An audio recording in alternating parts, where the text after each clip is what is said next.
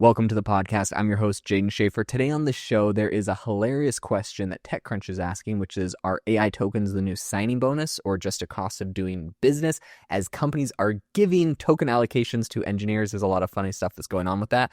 We're also going to be talking about why Wall Street wasn't really won over by Nvidia's big conference that they recently did. There is an exclusive tour of Amazon's Tranium lab. This is the chip that won over Anthropic, OpenAI, and even Apple. We want to talk about what's going on inside of that. And WordPress.com is now letting AI agents write and publish posts and more, which honestly, I actually use WordPress to this day.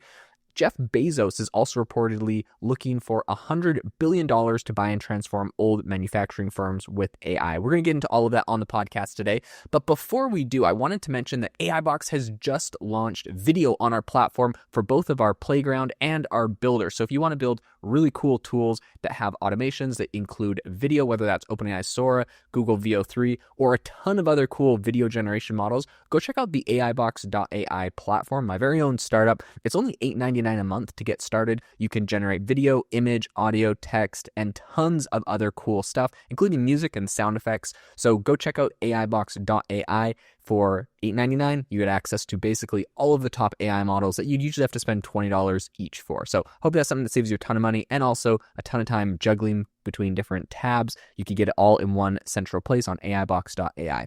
All right, let's get into the episode today.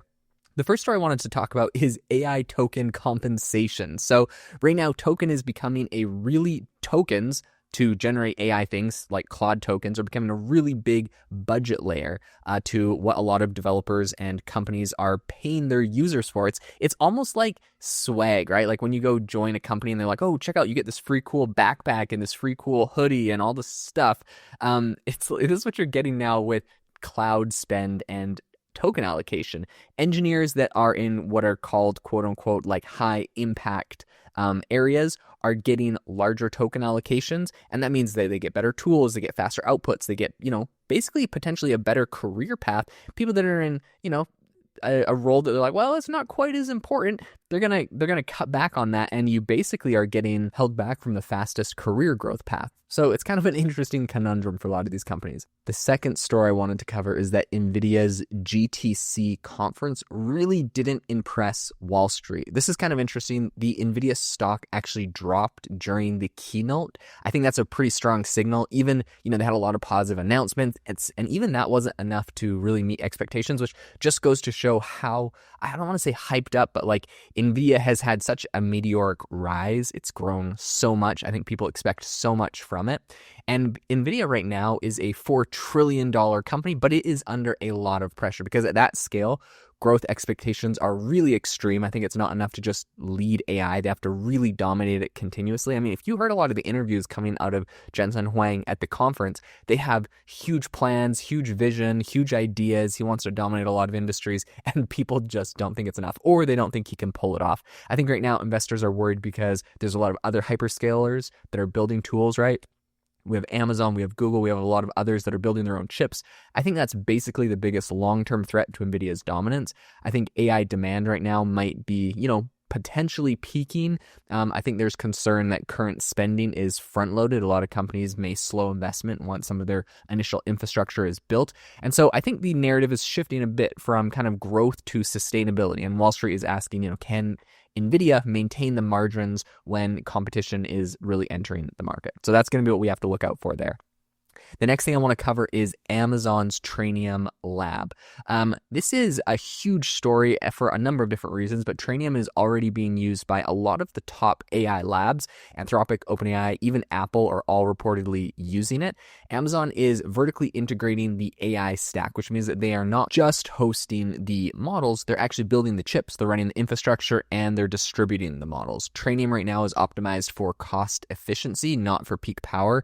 And so Nvidia is really winning on the performance, and Amazon is competing on price per token. AWS right now is turning into kind of this multimodal marketplace. You have Tranium, you have Bedrock, you have multiple model providers, and Amazon is becoming basically the default AI distribution layer. I think this is the real Nvidia threat. It's not really a startup. The biggest competitor is not just another chip startup for Nvidia. It's that these hyperscalers control a lot of demand. And if people are, let's say they're buying access to Nvidia through AWS, well, if Amazon starts to create some of their own chips and some of their other, tools that threaten Nvidia, it's really easy for them to market that and promote that to their users and steal a lot of market share straight from Nvidia. The next thing I want to cover is WordPress's AI publishing. So I think WordPress right now is trying to unlock fully autonomous content loops. Basically, we know with tools like OpenClaw, agents can now research, write, publish with no human required blogs. And there's been a lot of AI tools that have helped do this type of stuff in the past. I've even messed around with it a lot. And basically you're going to have the same problem as you've always had on the internet, which is if you create low quality things that people don't really appreciate, use, if they don't have a lot of, if they don't stay on your webpage for a long time reading your content, if they bounce quickly because it looks low quality or AI generated, then you're just going to fall in the Google rankings. So I think it's important to note that, as a caveat to this whole story, WordPress sure is kind of getting in more with AI, but if you make low quality content, it's not really going to benefit you. And for people that are too concerned about AI slop, if people don't like the website, if you see AI slop, it gets very, Google does a good job of demoting that in the search results. Okay, so here's what's happening. WordPress right now, they power 40% of the web. I think basically all the websites I personally use are running off of WordPress. I don't use a lot of other than just custom coded stuff I built on Lovable. That's kind of one of the primary places. And so it's not like a niche. It's basically the biggest distribution for websites. But the biggest story here is that basically WordPress.com is embracing AI agents. And when I say WordPress.com, that doesn't mean every WordPress website, because WordPress.com is a place that you can go and host and publish websites on. And WordPress.org is kind of the software that runs on websites for free. So I just want to differentiate the two of them there. But WordPress.com has decided that they, as a website and organization, are going to embrace AI agents. They put out a whole kind of post about this, but basically what that means is that there's going to be a side panel that you can talk to, and basically AI agents are going to be able to draft, edit, publish all of your content on your website. They're going to be able to manage your comments. They're going to be able to update and fix metadata and organize content with tags and categories. A lot of this stuff that was quite menial to do in the task, or in the past, is now going to be able to be accomplished by these AI agents on your website. Honestly, I'm a huge fan. I think this is amazing. What I'll say is that the hosted version of WordPress.com, it's only a really small fraction of the 43% of websites that WordPress powers. Still, it is a pretty big footprint. There's about 20 billion page views. There's about 409 million unique visitors every month that go through websites that are hosted via WordPress.com. So those websites will get access to this. But it's not every website in the world, and it's not the full kind of WordPress's 40% of the entire website that's kind of getting access to all of these tools. All right, the last story of the day is that Jeff Bezos is looking to spend $100 billion on AI manufacturing roll-ups. Essentially, he would be starting a brand new fund, which is going to be used to buy companies in basically a lot of the major industrial sectors. I think ultimately he's trying to modernize and automate them with AI. This is according to a bunch of stuff that was published on the Wall Street Journal. And this is all kind of in relation to Jeff Bezos' AI startup, which is called Project Prometheus. It was originally reported that Jeff Bezos was working with them in November. He's kind of the co-founder and a co-CEO. He's alongside the former Google executive Vic Bajaj. And Prometheus, it launched, it had about a $6.2 billion in funding. They were focusing on creating these kind of high-level AI models. And specifically, they were just trying to improve things that were happening inside of manufacturing and engineering, also inside of aerospace, automotive, a bunch of other sectors like that. I think the new manufacturing fund that he's raising right now is going to support that mission, and they're going to start buying up companies that are going to ultimately use some of the models coming out of Prometheus. It's kind of an interesting strategy if you think about it.